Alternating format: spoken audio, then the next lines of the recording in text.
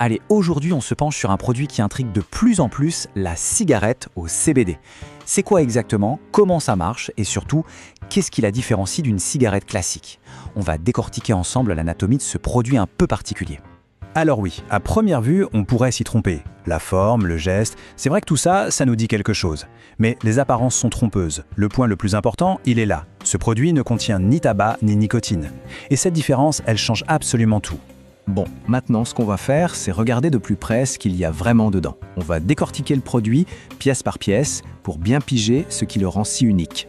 Et là, ce qui saute aux yeux, c'est à quel point c'est simple en fait. On a une composition qui est 100% végétale. Des fleurs de chanvre broyées, du papier de chanvre non blanchi et un filtre biodégradable. Pas de chichi, rien d'artificiel, juste la plante. Et pour que ce soit bien clair, regardons ce qu'il n'y a pas dedans. C'est tout aussi important.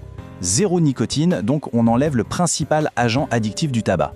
Zéro tabac, évidemment, et zéro agent de texture synthétique, ces trucs qu'on trouve souvent dans l'industrie classique.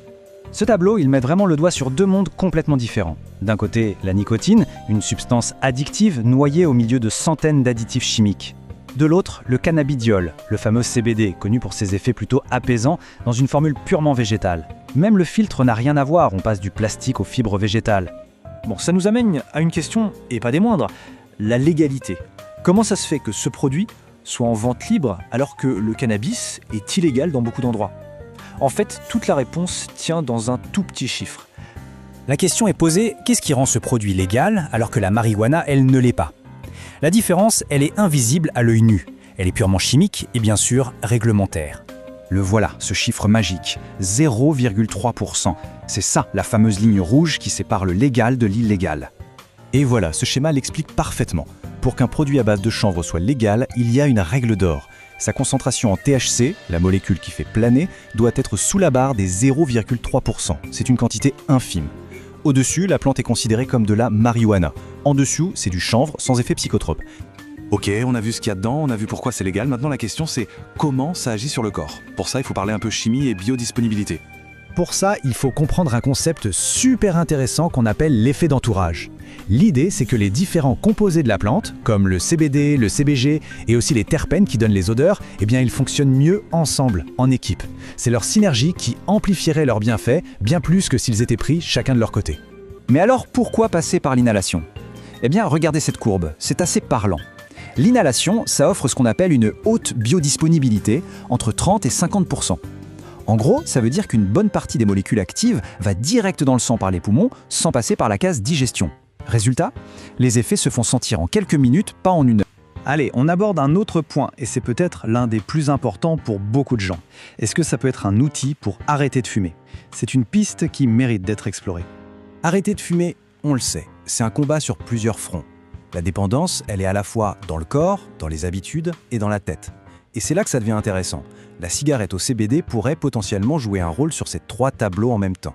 Alors, regardons ça de plus près. D'abord, le côté physiologique. Il semblerait que le CBD puisse ralentir la façon dont le corps élimine la nicotine. Ensuite, le comportemental, qui est super important. Ça permet de garder le geste, le rituel main-bouche, mais sans la nicotine. Et enfin, l'aspect psychologique, ça pourrait aider à calmer l'anxiété et les fameuses fringales liées au manque. Mais attention, il faut être honnête et regarder le tableau complet. Même sans tabac, sans nicotine, il y a un risque. Et ce risque, il ne vient pas du chanvre lui-même, mais de la façon de le consommer. Il vient d'un mot, la combustion. Le truc, c'est que quand on brûle quelque chose, n'importe quelle plante en fait, que ce soit du chanvre ou de la verveine, ça crée des sous-produits qui ne sont pas top pour la santé. On parle de monoxyde de carbone, de goudron qui abîme le poumon, et d'autres composés pas très sympathiques. Même si les taux sont plus bas que dans le tabac, ça reste des substances à ne pas prendre à la légère. Le message à retenir est donc très clair et il faut le nier. Ce produit n'est pas sans risque pour les poumons. Dès qu'il y a de la fumée, quelle qu'elle soit, il y a un risque pour le système respiratoire. C'est un fait. Alors, avec tout ça en tête, comment on fait pour s'y retrouver et choisir un produit de qualité et sûr? C'est le moment de sortir la checklist du consommateur averti. Le mot d'ordre ici, c'est la traçabilité. Et l'outil indispensable pour ça, c'est le certificat d'analyse, ou COA. C'est un document émis par un labo indépendant qui a testé le produit. C'est un peu sa carte d'identité, sans filtre et sans parti pris. Ok, donc on a ce certificat sous les yeux.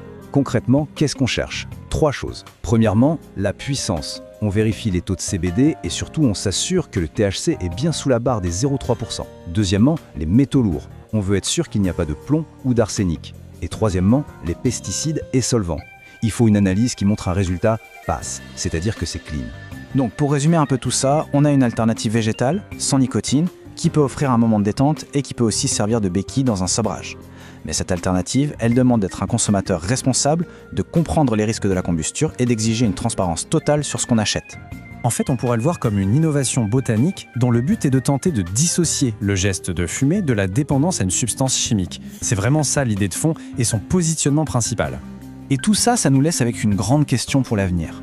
Alors que la science continue de creuser le sujet des cannabinoïdes, est-ce que le fait de séparer le rituel de l'addiction pourrait, à terme, changer complètement notre façon de voir la réduction des risques ? Le débat est ouvert.